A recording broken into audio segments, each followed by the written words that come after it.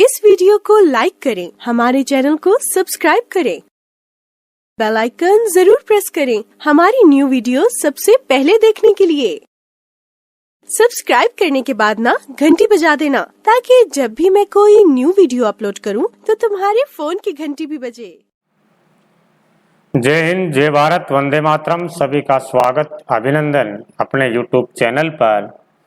हम पढ़ रहे हैं राजस्थान का इतिहास एवं संस्कृति में राजस्थान के प्रमुख व्यक्तित्व। ये क्लास प्रतियोगिता परीक्षाओं के लिए अति महत्वपूर्ण है। इस वाली क्लास से हाल ही में जितने भी एग्जाम हो रहे हैं तो इस टॉपिक से प्रश्न पूछे जा रहे हैं, इसलिए इस वाली क्लास में जितने भी व्यक्तियों के बारे में दे रखा है आप ध्यान से पढ़ करके जाए, अच्छा सा याद करें। और अभी हाल ही में जो भी एग्जाम होंगे, प्रयोगशाला सहायक, रीट, वीडियो, बीएसटीसी, पीटीआई, सभी प्रतियोगिता परीक्षाओं में इस वाले टॉपिक से प्रश्न पूछे जाएंगे। तो इस वाली क्लास में अपन जो व्यक्ति दे रखे हैं उनको सरल भाषा में समझने का प्रयास करेंगे। आप पूरी क्लास को देखना और अंत में मुझे बताएगा कि दूसरी जो क्लास है उसका भी वीडियो मैं बना सकूं। तो राजस्थान के प्रमुख व्यक्तित्व की बात करें तो कौन कौन से व्यक्ति अपन देखेंगे इसमें। निहाल चंद, पन्ना दाई, गोरा दाई, उसके अलावा गौरीबाई, दुर्गादास राठौड़, दुर्सा हाड़ा, दयाल दास, कविराज श्यामल दास, गौरीशंकर हीराचंद ओझा, बावजी चतुर सिंह जी, बीरबल सिंह, विजयदान देता, कन्यालाल सेठिया, अल्लाह जिल्लाबाई, गौरीबाई, कंपनी हवलदार मेजर पीरू सिंह, मेजर शैतान सिंह, उसके अलावा स्वामी केशवानंद, पंडित जाबरमल शर्मा, आचार्य तुलसी, आचार्य नानेश मूवी, उसके अलावा मुनि, आचार्य नानेश मुनि, उसके अलावा कोमल कोठारी, कृपाल सिंह शेखावत, जगजीत सिंह, पंडित विश्वमोहन भट्ट, कर्पूरचंद कुलिस, पीके सेठी, इन व्यक्तियों को अपन इस वाली क्लास में पढ़ेंगे। स्टार्ट करते हैं। संसार में प्रत्येक कालखंड में ऐसे व्यक्तियों ने जन्म लिया है जिन्होंने अपने कार्यों से समाज को नई राह दिखाई है। पीछे के पृष्ठों में हम ऐसे बहुत से व्यक्तियों के बारे में पढ़ चुके हैं, यहाँ हम कुछ और व्यक्तियों का अध्ययन करेंगे। चलिए इसमें पहला व्यक्ति देखते हैं, निहाल चंद। निहाल चंद का नाम आपने भी सुना होगा। किशनगढ़ चित्रशैली को चरमोत्कर्ष पर पहुंचाने का श्रेय निहाल चंद को ही है। ये किशनगढ़ के शासक सावंत सिंह नागरीदास के दरबार में थे। इसने सावंत सिंह और उनकी प्रेयसी बणी ठणी को राधा कृष्ण के रूप में चित्रित किया गया। सावंत सिंह और उनकी जो प्रेयसी थी बणी ठणी, उनके राधा कृष्ण के रूप में चित्र बनाया है, जिसको अपन बणी ठणी चित्र कहते हैं। बणी ठणी चित्र किन्होंने बनाया था? तो निहाल चंद ने बनाया था। और इसी बणी ठणी चित्र को भारत की मोनालिसा कहा जाता है। एरिक डिक्सन ने भारत की मोनालिसा कहा है बणी ठणी चित्र को। तो ये अपन ने निहाल चंद के बारे में देखा है। निहाल चंद किनके दरबारी कवि थे? तो किशनगढ़ के शासक सावंत सिंह नागरीदास के दरबारी कवि थे। और इन्होंने बणी ठणी चित्र बनाया और इस बणी ठणी चित्र को भारत की मोनालिसा कहा जाता है। जो इसमें दे रखा है उस चीज को देख रहे हैं, इसमें जो लिखा हुआ उनको तो आपको याद करना ही करना है। अगले व्यक्तित्व के तौर पर अपन देखे तो पन्ना धाय। पन्ना धाय जिन्होंने मेवाड़ के राजकुमार उदय सिंह की रक्षा की थी, उदय सिंह को बचाया था अपने पुत्र चंदन की बलि देकर के। तो पन्ना धाय, हीरा पन्ना मोकड़ा खोदिया खान पहाड़, असली पन्ना तो जने माटी धर मेवाड़। के पन्ना और हीरा तो मोकड़ा खानों से निकाल सकते हैं, असली पन्ना तो वो है जो मेवाड़ की धरा में जन्म लिया है। स्वामी भक्ति, त्याग व बलिदान की मिसाल पन्नादाय का जन्म चित्तौड़ के निकट पांडोली गांव में हाकला गुजर के घर हुआ था। तो पन्नादाय का जन्म चित्तौड़ में पांडोली के यहाँ पे हाकला गुजर परिवार में हुआ था। इनके घर में पन्ना का विवाह महाराणा सांगा, जिनका शासन काल दे रखा 1509 से 1528, मेवाड़ के शासक हुए थे, महाराणा सांगा की सेना में नियुक्त सूरजमल के साथ हुआ था। महाराणा सांगा के सेनापति सूरजमल के साथ पन्ना का विवाह हुआ।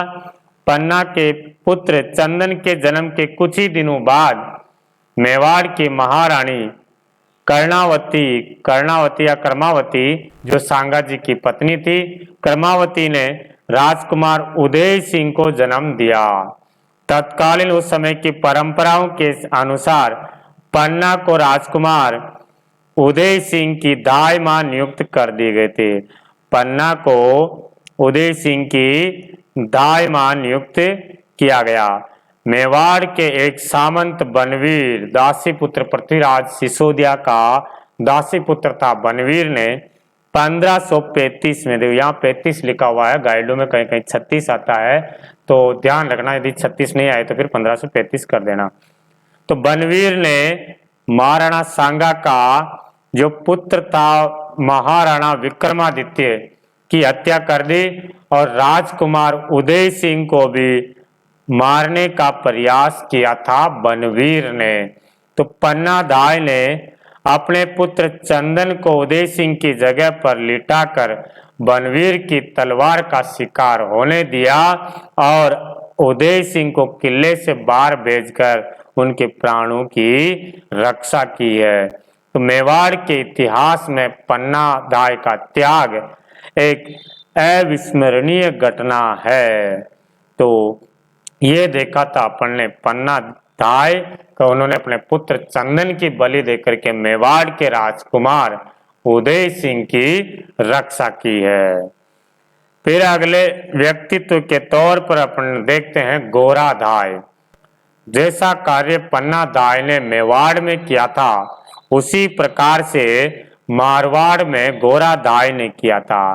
गोरादाय ने राजकुमार अजीत सिंह की रक्षा की है।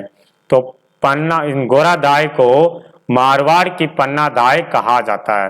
प्रश्न आ जाए कि मारवाड़ की पन्नादाय किसे कहते हैं, तो गोरादाय बताना है। मेवाड़ के इतिहास में जो महत्व पन्नादाय को प्राप्त है वही महत्व मारवाड़ में गोरादाय को प्राप्त है।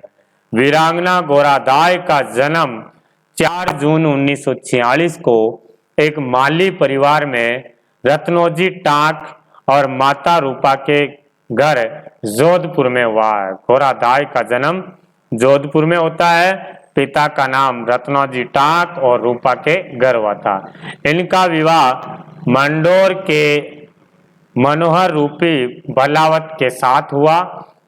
1678 में जब जोधपुर के महाराजा जसवंत सिंह की मृत्यु जमरूद अफगानिस्तान में हो जाने के बाद उनके सरदारों ने महाराजा के परिवार को सुरक्षित रूप से जोधपुर ले जाना चाहते थे। मार्ग में महाराजा जसवंत सिंह की रानी ने राजकुमार अजीत सिंह को जन्म दिया है। ये खबर जब औरंगजेब को मिली कि जसवंत सिंह की मृत्यु हो गई है और उनकी रानी ने जो अजीत सिंह को जन्म दिया है और अजीत सिंह को कहाँ ले जाया जा रहा है, जोधपुर। तब ये खबर मिलते औरंगजेब ने जसवंत सिंह के परिवार को दिल्ली बुला लिया। औरंगजेब के इरादे ठीक न जान करके औरंगजेब ने ये सोचा है कि इस बालक को अपन कैद कर लेते हैं। सरदारों को सबको कह दिया कि इस बालक को मैं बड़ा करूंगा और बाद में जोधपुर का शासक बनूंगा। उनका इरादा यह था कि इस बालक को इस्लाम धर्म स्वीकार करवाएंगे, यदि इस्लाम धर्म स्वीकार नहीं करेगा तो मार देंगे। तो इनका इरादा ये जान चुके थे दुर्गादास राठौड़। ये खबर मिलने पर औरंगजेब ने जसवंत सिंह के परिवार को दिल्ली बुला लिया। औरंगजेब के इरादे ठीक न जान करके वीर दुर्गादास ने महाराजा के उत्तराधिकारी राजकुमार अजीत सिंह को बचाने की युक्ति सोची है। वीर दुर्गादास राठौड़ अब अजीत सिंह को औरंगजेब की कैद से निकालने का तरीका सोच रहे हैं। वीर दुर्गादास एवं मारवाड़ के अन्य वफादार सरदारों ने घोरादाय को एक साधारण सफाई कर्मी का स्वांग रचा करके राजकुमार को शाही पहरे से निकालने की योजना बनाई। वह अपने पुत्र को अजीत सिंह के स्थान पर रखकर राजकुमार को टोकरे में सुरक्षित बाहर ले आए। जिस प्रकार पन्ना दाई ने उदय सिंह की जगह पर चंदन को सुला करके उदय सिंह को बाहर निकाला था, वैसे ही घोरादाय ने औरंगजेब के यहाँ जो कैदी थे अजीत सिंह को यहाँ जहाँ रखा गया था, तो घोरादाय ने अजीत सिंह की जगह पर अपने पुत्र को सुला करके अजीत सिंह को औरंगजेब की कैद से बाहर ले आए थे। राजकुमार को घोरादाय ने मुकुंद दास खींची जो कि एक सपेरे के वेश में था, उनको सौंप दिया। घोरादाय जो जैसे अजीत सिंह को लाया और बाहर किसको सौंप दिया? मुकुंद दास खींची को सौंप दिया जो सपेरे के वेश में बने हुए थे। इस प्रकार घोरादाय ने जोधपुर राज्य के उत्तराधिकारी की जान बचाई है। धन्य है ऐसे घोरादाय। घोरादाय के अपूर्व त्याग को जोधपुर राज्य के राष्ट्रीय गीत दूसा में भी गाया जाता है। इनका जो त्याग है, सब बलिदान है, ऐसा जो कार्य है मारवाड़ के जोधपुर राज्य का जो राष्ट्रीय गीत है दूसा, उसमें भी गाया जाता है। घोरादाय की स्मृति में जोधपुर में 6 खंभों से युक्त छतरी का निर्माण 1711 में करवाया गया। जोधपुर में घोरादाय नाम की बावड़ी भी बनी हुई है। घोरादाय की बावड़ी कहाँ है तो बताएंगे जोधपुर। तो ये त्याग अपन ने देखा था घोरादाय का, जिन्होंने जसवंत सिंह के पुत्र महाराजा अजीत सिंह की रक्षा की थी, अजीत सिंह को बचाया था। अगले व्यक्तित्व के तौर पर अपन देखेंगे गौरीबाई। गौरीबाई डूंगरपुर के नागर ब्राह्मण परिवार में जन्मी कृष्ण भक्त कवयित्री गौरीबाई को वागड़ की मीरा भी कहा जाता है। वागड़ की मीरा किसे कहते हैं बताएंगे गौरीबाई को। डूंगरपुर के महारावल शिव सिंह ने गौरीबाई के लिए 1829 में बाल मुकुंद मंदिर का निर्माण करवाया। बाल मुकुंद मंदिर का निर्माण करवाया था किन्होंने? डूंगरपुर के महारावल शिव सिंह ने।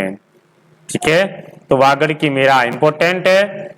आगे बात करते हैं दुर्गादास राठौड़। दुर्गादास राठौड़ जो अभी अपन ने जिक्र किया था, अजीत सिंह के बचाने में उनको बाहर निकालने जो योजना बनाई थी दुर्गादास राठौड़ ने बनाई थी। स्वामी भक्त और वीर शिरोमणि दुर्गादास महाराजा जसवंत सिंह के मंत्री आसकरण के पुत्र थे। ये आसकरण के पुत्र थे। दुर्गादास राठौड़ का जन्म 13 अगस्त 1638 को मारवाड़ के सालवा गांव में हुआ। ये जसवंत सिंह की सेना में रहे। महाराजा की मृत्यु के बाद, जसवंत सिंह की मृत्यु के बाद उनकी रानियों तथा खालसा हुए जोधपुर के उत्तराधिकारी अजीत सिंह की रक्षा के लिए मुगल सम्राट औरंगजेब से उसकी मृत्यु पर्यंत तक, औरंगजेब की जब तक मृत्यु होती है, कब होती है 1707 तक, राठौड़ सिसोदिया संघ का निर्माण कर संघर्ष किया। 17वीं शताब्दी में राठौड़ सिसोदिया संघ जो बना है, किन किन के मध्य बना है? तो राठौड़ तो थे अजीत सिंह और सिसोदिया थे मेवाड़ के महाराणा राज सिंह। महाराणा राज सिंह तो सिसोदिया और राठौड़ संघ बना करके औरंगजेब से संघर्ष किया और औरंगजेब से अजीत सिंह की रक्षा की थी दुर्गादास राठौड़ ने। औरंगजेब का एक बेटा था शहजादा अकबर। ये अकबर औरंगजेब का बेटा था। एक अकबर जो हुमायूं का बेटा वो अलग है और ये अकबर अलग है। को औरंगजेब के विरुद्ध सहायता दी तथा उनके पुत्र बुलंद अख्तर और सफियतुन्निसा को इस्लामोचित शिक्षा देकर मित्र धर्म निभाया और सहिष्णुता का परिचय दिया। औरंगजेब ने जब अकबर को, शहजादा अकबर को इस राठौर सिसोदिया संघ के विरुद्ध लड़ने के लिए भेजा था, तब दुर्गादास राठौड़, महाराणा राज सिंह और अकबर के बीच में एक मित्रता हो जाती है। लेकिन इस मित्रता को औरंगजेब ने क्या किया था, कुछ छल कपट से तुड़वा दी थी। जब पता चला कि ये औरंगजेब की चाल है और औरंगजेब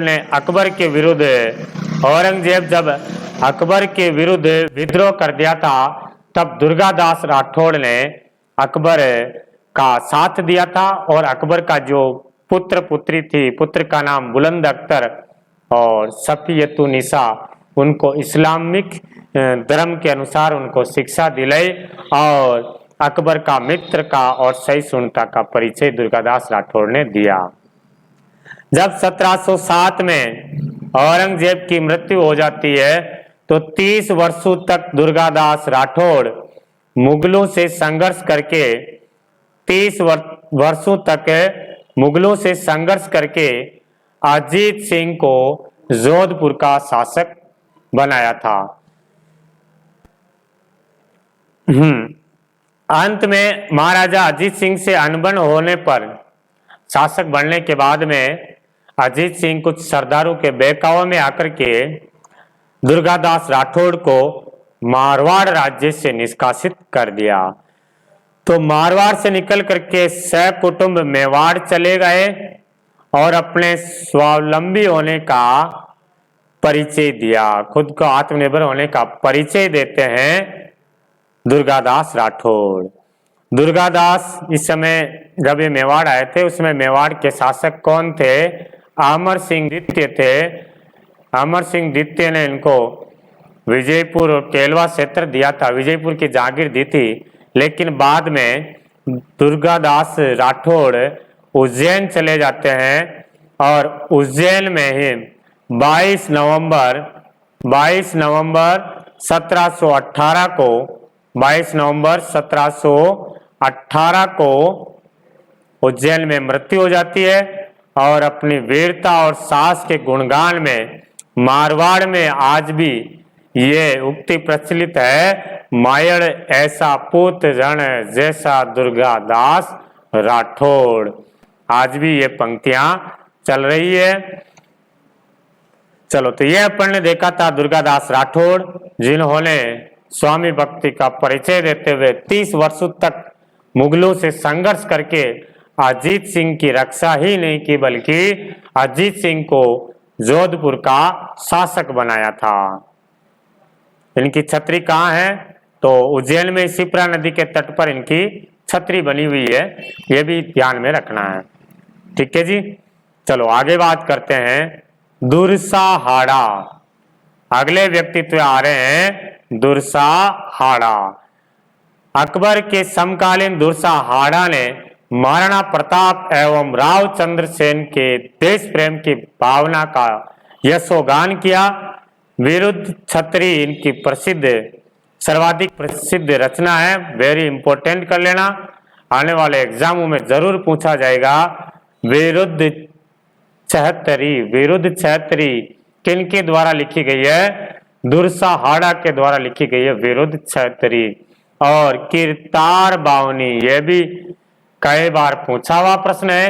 कीर्तार बावनी किसके द्वारा लिखी गई है? दुर्साहाड़ा के द्वारा। और वीरम देव सोलंकी रादुआ, ये इनकी रचनाएं हैं। नेक्स्ट बात करते हैं दयालदास। दयालदास बीकानेर रे राठौड़ारी ख्यात के रचनाकार, इंपोर्टेंट कर लेना। बीकानेर के राठौड़ारी ख्यात किसने लिखी थी? दयालदास ने लिखी थी। ठीक है, ये रतन सिंह के दरबारी कवि, देखते हैं आगे आएगा नहीं आएगा तो याद रख लेना। बीकानेर के रतन सिंह के ये दरबारी कवि थे। दयाल दास का जन्म 1798 ईस्वी में बीकानेर के कूड़िया नामक गांव में हुआ। दयाल दास विख्यात की हस्तलिखित प्रति में राठौड़ों की उत्पत्ति से लेकर के महाराजा सरदार सिंह के राज्यारोहण तक का इतिहास लिखा गया है। जोधपुर के महाराजा जो सरदार सिंह का राज्यारोहण हुआ, उनका राज्याभिषेक हुआ 1851 तक, तब तक का इतिहास इसमें लिखा हुआ है।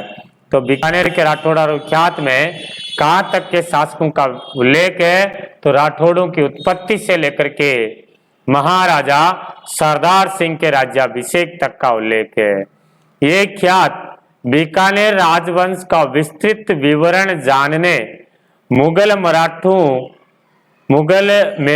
मराठों के राठौड़ों के संबंध जानने, फरमान, निशानी आदि के राजस्थानी में अनुवाद और बीकानेर की प्रशासनिक व्यवस्था को समझने में महत्वपूर्ण है। तो दयाल दास किस राज्य के दरबारी कवि थे? बीकानेर के। बीकानेर राज्य का इतिहास लिखा है और रतन सिंह के दरबारी कवि हुए हैं दयाल दास जी। बढ़ते हैं आगे, नेक्स्ट बात करते हैं कविराज श्यामल दास। कविराज श्यामल दास के बारे में पढ़ते हैं।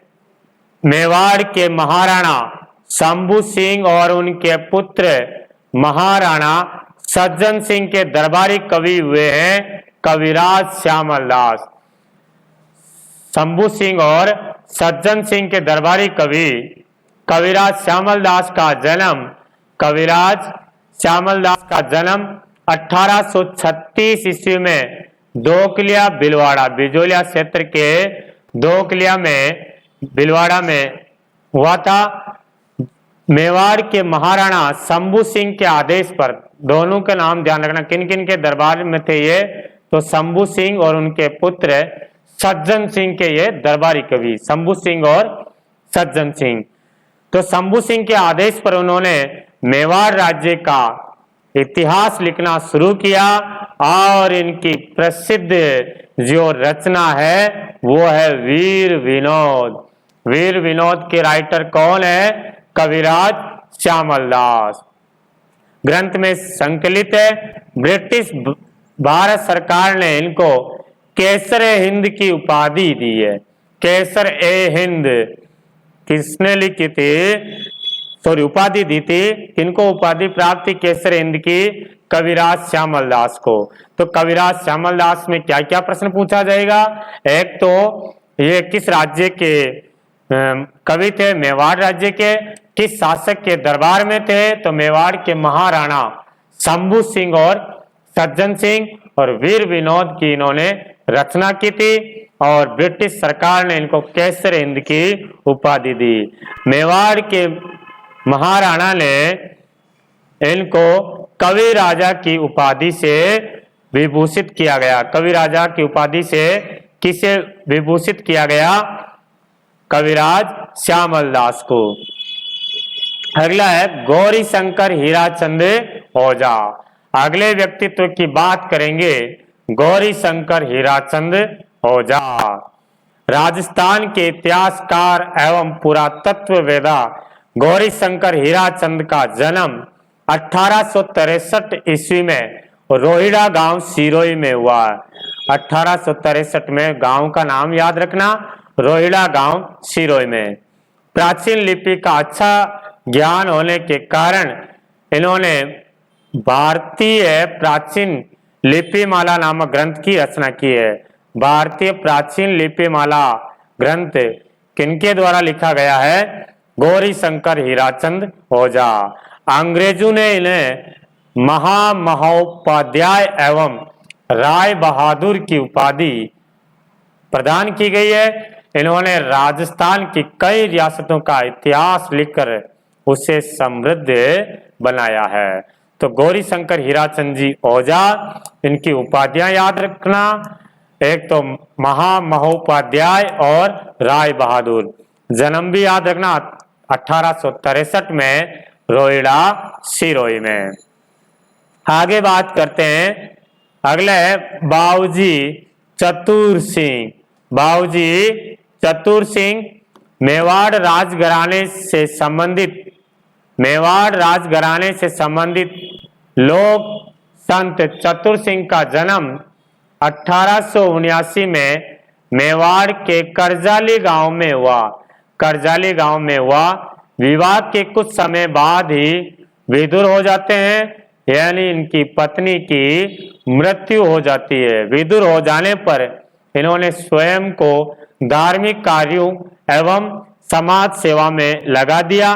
मेवाड़ के पास सुखेर गांव में एक झोपड़ी में योगासन, चिंतन और जनोपयोगी साहित्य की रचना करते हुए अपना जीवन व्यतीत किया। वे संस्कृत और राजस्थानी भाषा के अच्छे जानकार थे और भागवत गीता की गंगाजली टीका, परमार्थ विचार, योग सूत्र की टीका, सांख्य तत्व की समाज टीका, मानव मित्र राज चरित्र, शेष चरित्र, अलक पचीसी, अनुभव प्रकाश,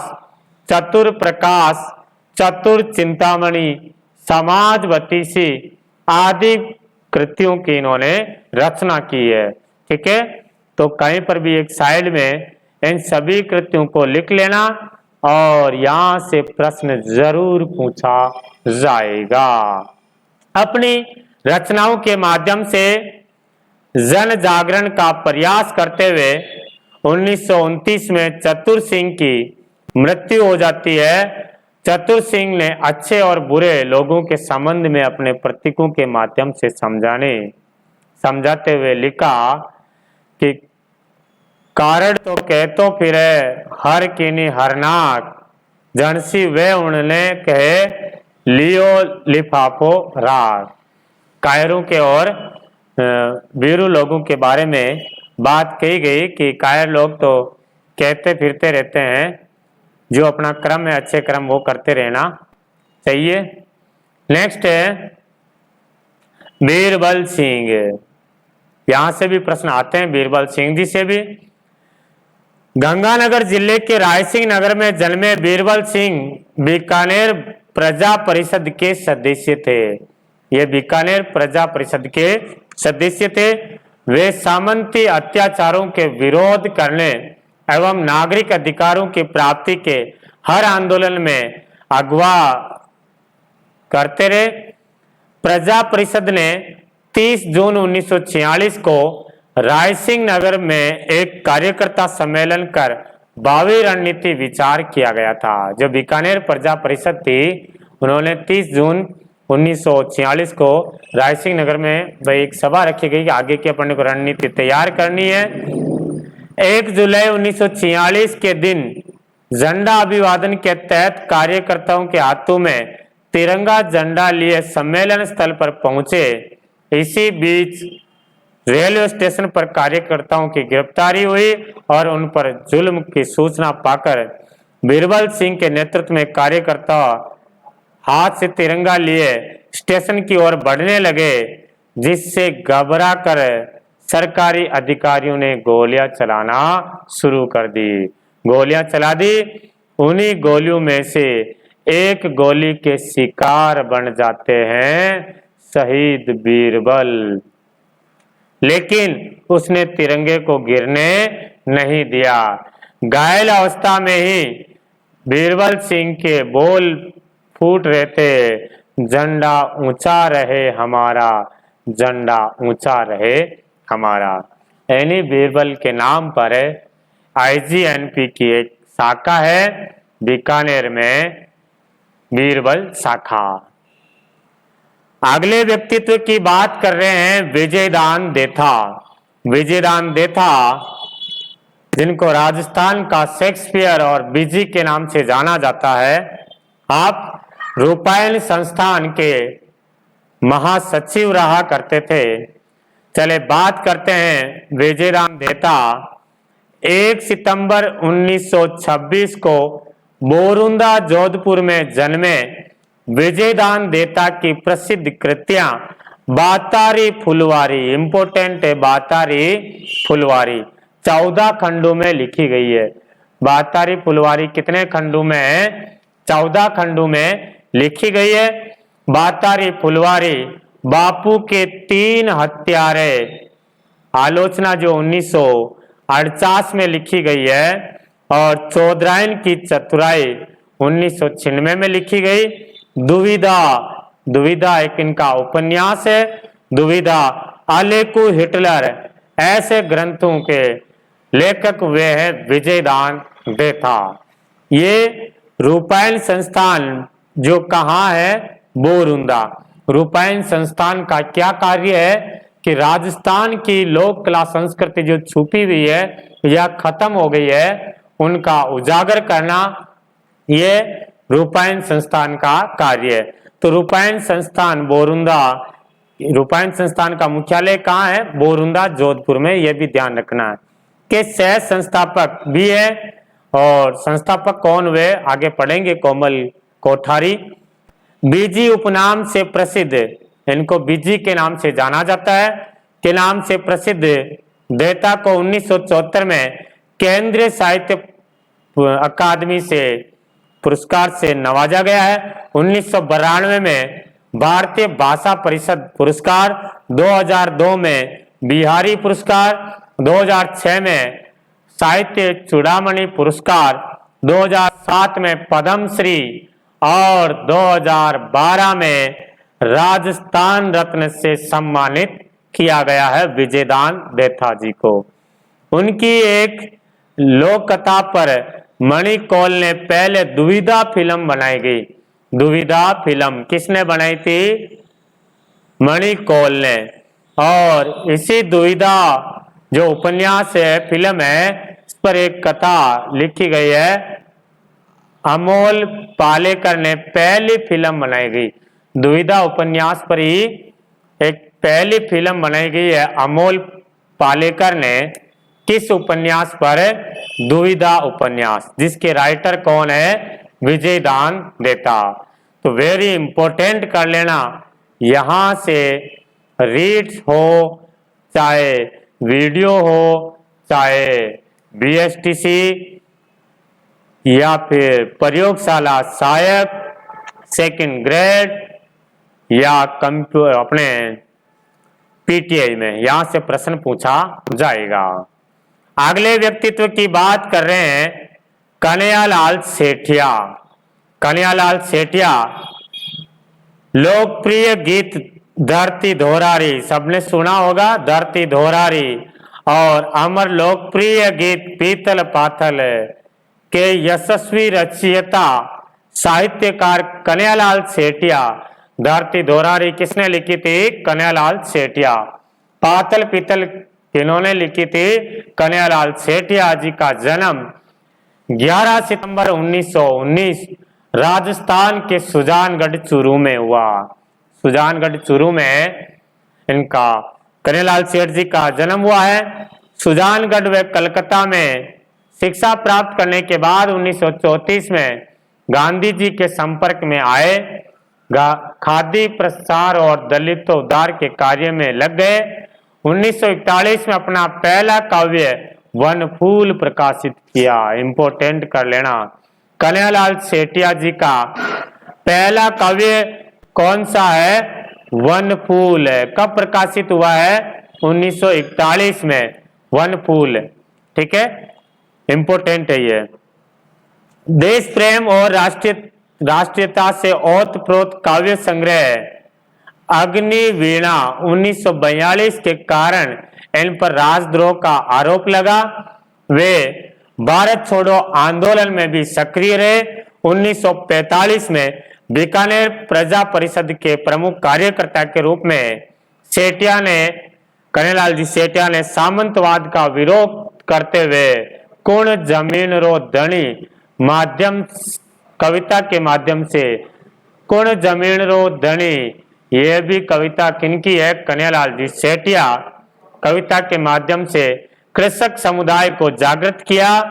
राजस्थान निर्माण के दौरान आबू को राजस्थान में सम्मिलित कराने के लिए भी इन्होंने संघर्ष किया है। तो जब एकीकरण हो रहा था तब माउंट आबू और देलवाड़ा गुजरात में चला गया। तो गोकुल भाई भट्ट और कन्हैयालाल सेठिया जी के साथ में कन्हैयालाल जी सेठिया ने इसका संघर्ष किया था राजस्थान में लाने के लिए। हल्दी घाटी चतुर्शताब्दी समारोह 1976 और चित्रकूट मेला 1976, पश्चिमी सांस्कृतिक परिषद जो कि उदयपुर में है आदि में सक्रिय भागीदारी उन्होंने निभाई और उन्होंने राजस्थान की विरासत के संरक्षण में महत्वपूर्ण भूमिका निभाई है कन्हैयालाल जी सेठिया। सेठिया को अपनी साहित्य रचनाओं के लिए अनेक पुरस्कार से सम्मानित किया हुआ है। 1976 में इन्हें अपनी कृति लील टांस, किनकी रचना लील टांस, कन्हैयालाल जी सेठिया पर केंद्रीय साहित्य अकादमी नई दिल्ली द्वारा पुरस्कृत किया गया। सन भी याद रखना और ये रचना भी याद रखना। लील टांस किनकी रचना है, कन्हैयालाल जी सेठिया की। और कौन सी रचना पर साहित्य अकादमी के द्वारा इनको पुरस्कृत किया गया है, तो बताएंगे लील टांस। और सन भी याद रखना कब किया गया, 1976 में।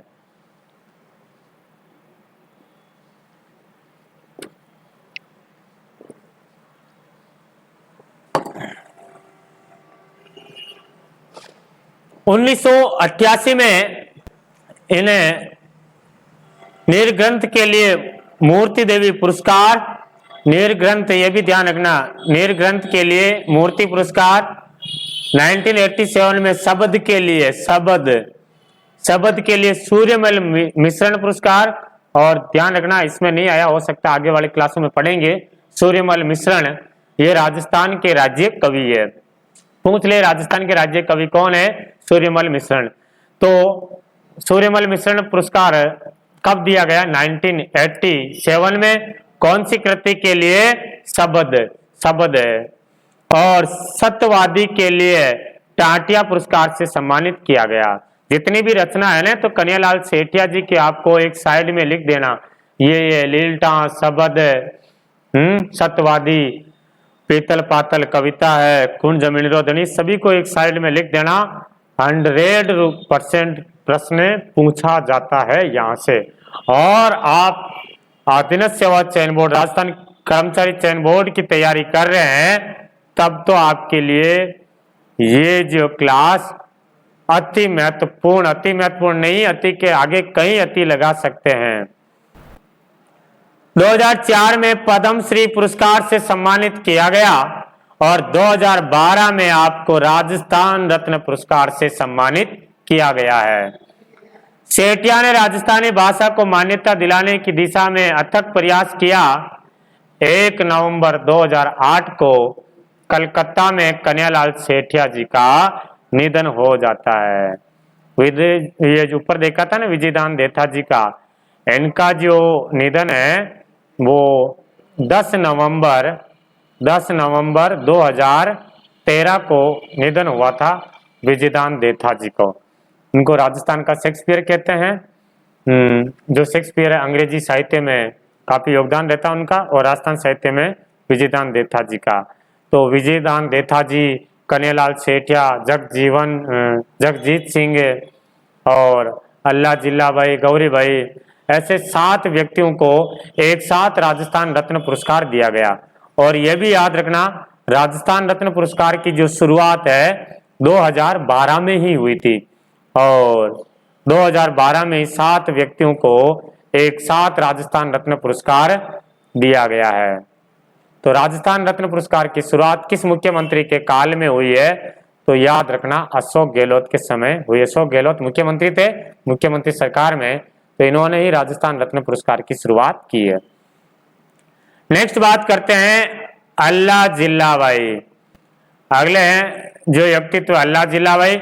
केसरिया बालम आओ नी पधारो मारे देश गीत प्रख्यात जो मांड गायिका अल्लाह जिल्ला भाई के कंठों से निकल करके अमर हो गया।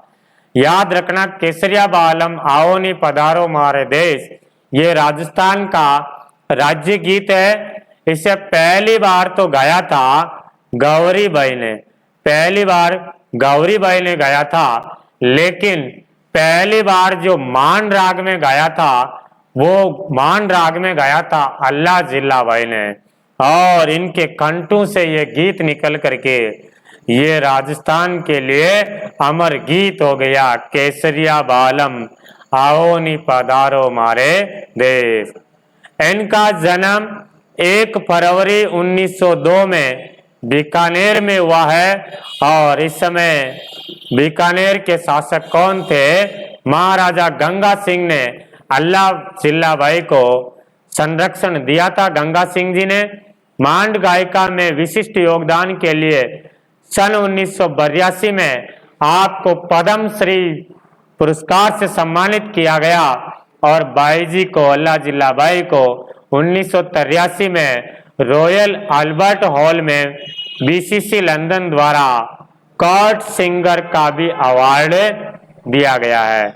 1982 में पद्मश्री से सम्मानित किया गया, और 1983 में रॉयल अल्बर्ट हॉल में बीसीसी लंदन द्वारा कोर्ट सिंगर से सम्मानित किया गया। तो 2012 में अल्लाह जिल्ला बाई जी को भी राजस्थान रत्न से सम्मानित किया गया। नेक्स्ट बात करते हैं गौरी देवी। मांड गायन शैली को देश विदेश में ख्याति दिलाने वाली लोक गायिका गौरी देवी का जन्म 1920 में जोधपुर में हुआ। गौरी देवी का जन्म जोधपुर में हुआ। संगीत इन्हें विरासत में मिला। इनके माता पिता दोनों बीकानेर दरबार में, बीकानेर के दरबार की जो संगीत प्रतिभाएं थी, मास्को में आयोजित भारत महोत्सव में गौरी देवी ने मांड गायिका से श्रोताओं को सम्मोहित कर प्रदेश का, राजस्थान का नाम रोशन किया है गौरी देवी। आपको भी 2012 में राजस्थान रत्न पुरस्कार से सम्मानित किया गया। नेक्स्ट बात करते हैं कंपनी हवलदार मेजर पीरू सिंह। 20 मई 1918 में रामपुरा बेरी झुंझुनू में जन्मे मेजर पीरू सिंह 1936 ईस्वी में 6 बटालियन राजपूताना राइफल्स में भर्ती हुए हैं। 18 जुलाई 1948 को 6 राजपूताना राइफल्स के CHM पीरू सिंह को जम्मू कश्मीर के लिथवाल में शत्रुओं द्वारा अधिकृत एक पहाड़ी पर आक्रमण कर उस पर कब्जा करने का काम सौंपा गया। अपनी अंतिम सांस लेने से पहले अपने दुश्मनों को ठिकाने को नष्ट कर, जो दुश्मन थे अपने उनके ठिकानों को नष्ट कर दिया था, और मरणोपरांत परमवीर चक्र से सम्मानित किया गया है मेजर पीरू सिंह जी को। कंपनी हवलदार मेजर पीरू सिंह जो परमवीर चक्र से सम्मानित होने वाले पहले राजस्थानी कौन वे? पीरू सिंह, हवलदार पीरू सिंह। ये राजस्थान के पहले राजस्थानी थे जो परमवीर चक्र से सम्मानित हुए। इंपोर्टेंट कर लेना। नेक्स्ट है मेजर शैतान सिंह, बाणासुर के प्रसिद्ध शहीद, बाणासुर के प्रसिद्ध शहीद के नाम से प्रख्यात मेजर शैतान सिंह का जन्म 1 सितंबर 1924 को जोधपुर जिले के फलोदी तहसील के बाणासुर गांव में हुआ। शैतान सिंह भारतीय सेना में भर्ती हुए। 17 नवंबर 1962 को जब चीन के लद्दाख क्षेत्र की चूसलू चौकी पर आक्रमण किया, उस समय चौकी की रक्षा की जिम्मेदारी मेजर शैतान सिंह जी की चार्ली कंपनी पर थी। अपने 120 साथियों के साथ उन्होंने चीनी सेना को 2 बार पीछे हटाने पर मजबूर कर दिया।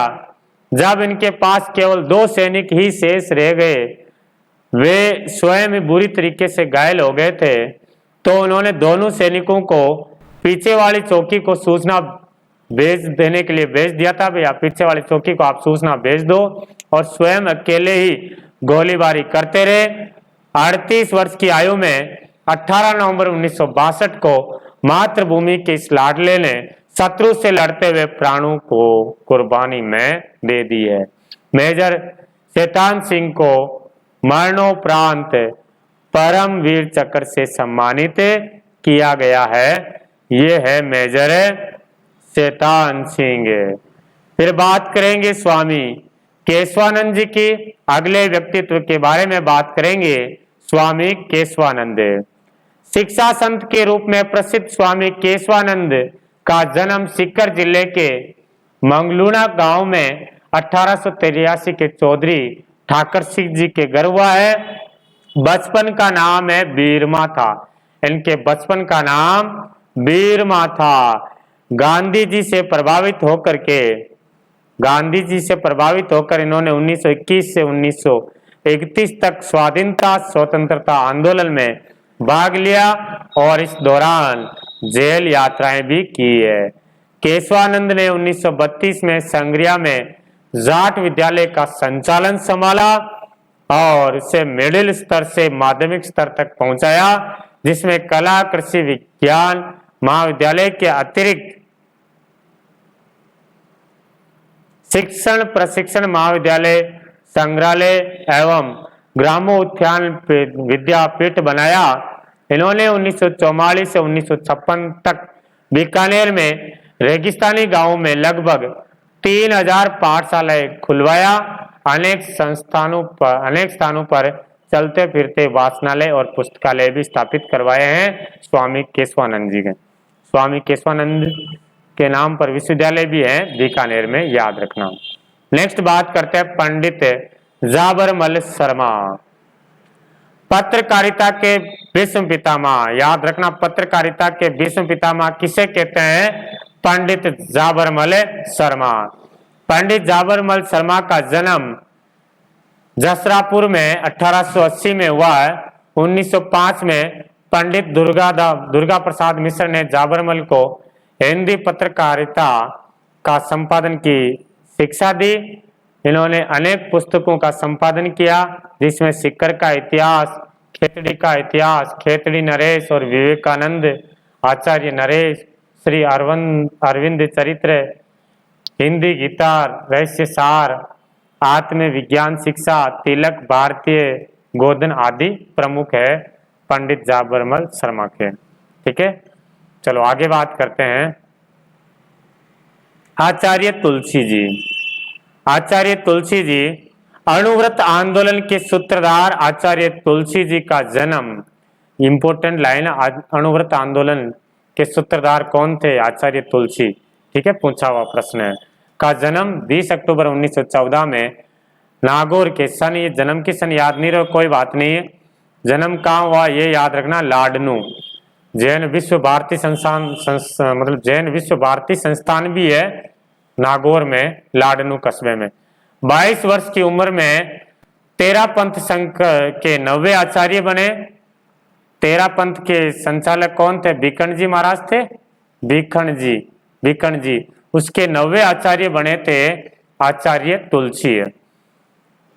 नैतिकता के उत्थान के लिए 1949 में अणुव्रत आंदोलन चलाया था। अणुव्रत आंदोलन किसने चलाया? आचार्य तुलसी जी ने। कब चलाया? 1949 में चलाया था। इन्होंने जनमानस को जोड़ने हेतु 1 लाख किलोमीटर की पद यात्रा की थी। आचार्य तुलसी जी का संदेश है, इंसान पहले इंसान और फिर हिंदू और मुसलमान है। पहले वो इंसान है, इंसान की भलाई करना है, इंसान की सेवा करना है, फिर बाद में अपना धर्म है हिंदू मुसलमान। पहला धर्म कौन सा है? इंसान। नेक्स्ट बात करें, आगे की बात करें, आचार्य ज्ञानेश मुनि 1920 से 1999 तक मेड़ता के दाता गांव में जन्मे। मोड़ीलाल श्रृंगार बाई के घर इनका जन्म होता है। बचपन का नाम गोवर्धन नाना थे। बचपन से ही वैराग्य भावना से ओतप्रोत रहे।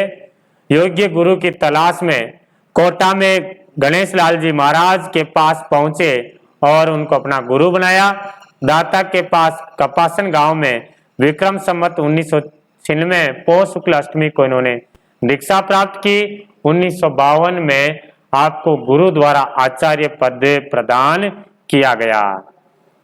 आचार्य ज्ञानेश मुनि ने व्यक्ति से लेकर विश्व तक को अशांत वातावरण से शांत वातावरण प्राप्त करने हेतु समता दर्शन का संदेश दिया।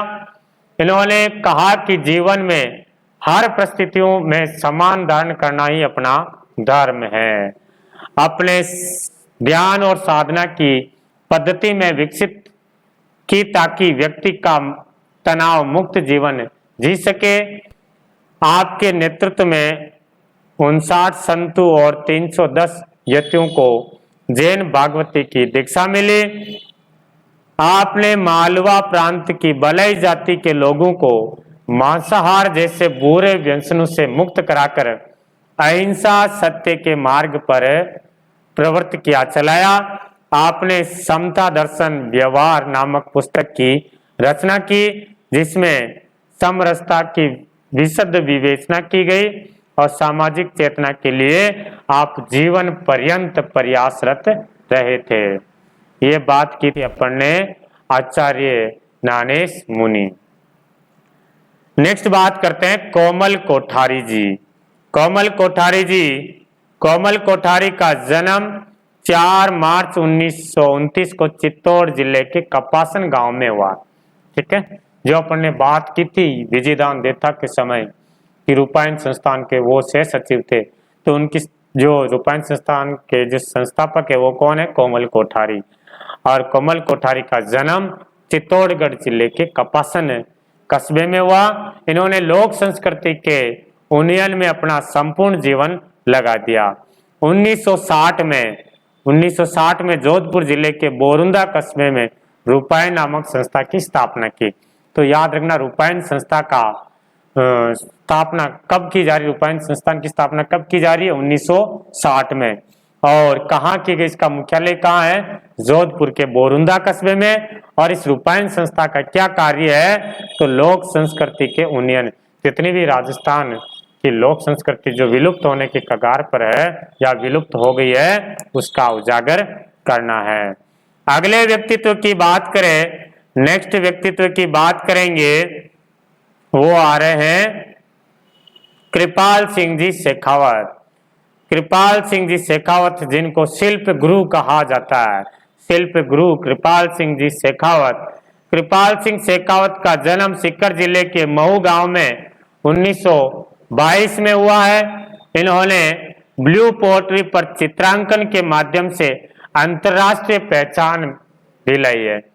ब्लू पोट्री पर चित्रांकन के माध्यम से अंतर्राष्ट्रीय पहचान दिलाई है कृपाल सिंह जी शेखावत ने। 1974 में पद्म श्री पुरस्कार से आपको सम्मानित किया गया है। तो कृपाल सिंह शेखावत को याद रखना, शिल्प गुरु कहते हैं और ये ब्लू पोट्री के जादूगर कहा जाता है। ब्लू पोट्री पर्सिया ईरान में इसका जन्म हुआ है, पर्सिया ईरान। और ब्लू पोट्री को राजस्थान में राजपुताने में लाने का श्रेय मानसिंह पष्ट को जाता है। ईरान से ये मानसिंह ब्लू पोट्री लेकर के आए हैं और सर्वाधिक जो विकास हुआ है वो राम सिंह द्वितीय के शासनकाल में ब्लू पोट्री का सर्वाधिक विकास हुआ। और ब्लू पोट्री का जो जादूगर है कृपाल सिंह शेखावत। ब्लू पोट्री कहाँ की प्रसिद्ध है? तो जयपुर की प्रसिद्ध है। और 1974 में कृपाल सिंह जी शेखावत को पद्म श्री पुरस्कार से सम्मानित किया गया है। ठीक है, कृपाल सिंह शेखावत को पढ़ लिया है। आगे बात करते हैं जगजीत सिंह। जगजीत सिंह 8 फरवरी 1961 को श्री गंगानगर कस्बे में एक सिख परिवार में जन्म हुआ। गजल गायक जगजीत सिंह गंगानगर से संबंधित है। अभी हाल ही में पूछा भी गया है, या तो पशुधन सहायक में आया है या फिर कंप्यूटर टीचर में जगजीत सिंह जी से प्रश्न आया था गजल गायक के बारे में। जगजीत सिंह का जो जन्म है गंगानगर में हुआ और 10 अक्टूबर 2011 को निधन हो गया। इनका संबंध किससे है? प्रसिद्ध गजल गायक है, ये गजल गायक थे। इन्हें मरणोपरांत 31 मार्च 2012 को राजस्थान पुरस्कार से नवाजा गया है, मतलब उसकी घोषणा की थी। घोषणा कब कर दी थी? 31 मार्च से दे रहे हैं, जबकि 30 मार्च को 30 मार्च 2012 को मुख्यमंत्री अशोक गहलोत ने राजस्थान रत्न पुरस्कार के, राजस्थान के जो नागरिकों को राजस्थान का सर्वोच्च नागरिक पुरस्कार राजस्थान रत्न की शुरुआत की घोषणा कब की गई है? 30 मार्च 2012 को। 30 मार्च को घोषणा क्यों की गई? कि 30 मार्च को अपना राजस्थान दिवस मनाते हैं। नेक्स्ट है पंडित विश्व मोहन भट्ट। पंडित विश्व मोहन भट्ट 12 जुलाई 1950 को जयपुर में पंडित विश्व मोहन भट्ट का जन्म हुआ। 1965 ईस्वी में देश विदेश में संगीत प्रस्तुतियां देनी शुरू की। 1994 ईस्वी में इन्हें विख्यात ग्रैमी पुरस्कार भी मिला है। और भट्ट ने गिटार में सितार, सरोद और वीणा के 14 अतिरिक्त तारों के सटीक अद्भुत मुहावरों का समन्वय करके मोहन वीणा का आविष्कार किया। तो मोहन वीणा का आविष्कार किसने किया है? पंडित विश्व मोहन भट्ट ने किया है। नेक्स्ट बात करते हैं कर्पूर चंद कुलिस। कर्पूर चंद कुलिस के बारे में बात करते हैं। 20 मार्च 1926 को टोंक के सोडा गांव में कर्पूर चंद कुलिस का जन्म हुआ। कुलिस ने भी पत्रकार जीवन की शुरुआत की। 7 मार्च 1956 को संध्याकालीन दैनिक के रूप में राजस्थान पत्रिका की शुरुआत की है। 7 मार्च 1956 को संध्याकालीन दैनिक के रूप में राजस्थान पत्रिका की शुरुआत की। तो राजस्थान पत्रिका की शुरुआत किसने की है? कर्पूर चंद कुलिस ने। आपातकाल 1975 के समय राजस्थान के गांवों की यात्रा की और ग्रामीण जनजीवन के और सामाजिक व्यवस्था में मैं देखता चला गया हूँ श्रृंखला लिखी है। मैं देखता चला गया हूँ ऐसी श्रृंखला मतलब पुस्तक लिखी है कर्पूर चंद कुलिस ने, जो राजस्थान के ग्रामीण परिवेश को प्रमाणिक दस्तावेज मानी जाती है। कुलिस ने पोल नाम से ढूंढाड़ी में नियमित कॉलम लिखा जो उनकी साहित्यिक वसीयत मानी जाती है। पोल है ना ढूंढाड़ी भाषा में। नेक्स्ट बात करें पीके सेठी। पीके सेठी से भी प्रश्न आता है। पीके सेठी जयपुर फुट के जनक। जयपुर फुट के जनक कैसे आएगा प्रश्न? जयपुर फुट के जनक कौन है? पीके सेठी। पूरा नाम है प्रकाश, पूरा नाम प्रभात के ऐसा नाम है, अभी याद नहीं आ रहा। शॉर्ट में पीके सेठी ही आता है। कमेंट बॉक्स में मैं वैसे लिख दूंगा, पूरा नाम अभी याद नहीं आ रहा। जयपुर फुट के जनक पीके सेठी सवाई मानसिंह चिकित्सालय में कार्यरत है। सवाई मानसिंह जो चिकित्सालय अपना हॉस्पिटल है उसमें कार्यरत थे ये। इनका दोस्त कार्यरत था, उनके ये सहयोगी थे, रामचंद्र के सहयोगी थे प्रमोद करण सेठी है। ठीक है, पूरा नाम इनका प्रमोद करण सेठी। प्रमोद करण सेठी इनका जो दोस्त था रामचंद्र, उनके साथ में सहयोगी थे। 1969 में दिव्यांगों के लिए नकली पैर बनाए थे। जिनके पैर नहीं होते थे, पैर वगैरह कट जाते थे या जो दिव्यांग होते थे उनके लिए ये पैर बनाते थे। ये पैर विकसित किया और इसका नाम रखा है जयपुर फुट। जयपुर फुट के नाम से जाना जाता है। इस कार्य के लिए इन्होंने रेमन मैग्सेसे अवार्ड और डॉक्टर वीसी राय सम्मान, पद्मश्री सम्मान, Rotary International award for world understanding and peace पुरस्कार भी प्राप्त हुआ है। तो पीके सेठी में आप ये ध्यान रखना, जयपुर फुट के जनक माने जाते हैं पीके सेठी को। ठीक है जी, चलो प्रश्न देख लेते हैं। स्वामी केशवानंद जी का जन्म कहाँ हुआ? तो बताएंगे सीकर में हुआ है। राइट आंसर हो जाएगा अपना सीकर।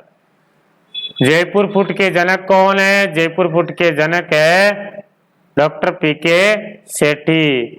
इंसान पहले इंसान फिर हिंदू और मुसलमान, ऐसा किसने कहा है? आचार्य तुलसीदास जी। वागड़ की मीरा किसे कहते हैं? वागड़ की मीरा गौरीबाई को कहते हैं, डूंगरपुर गौरीबाई।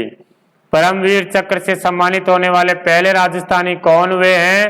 पेरू सिंह है।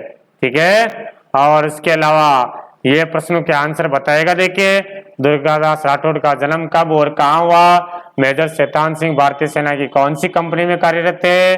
कपूर चंद कुलिस किस समाचार पत्र के संपादक थे?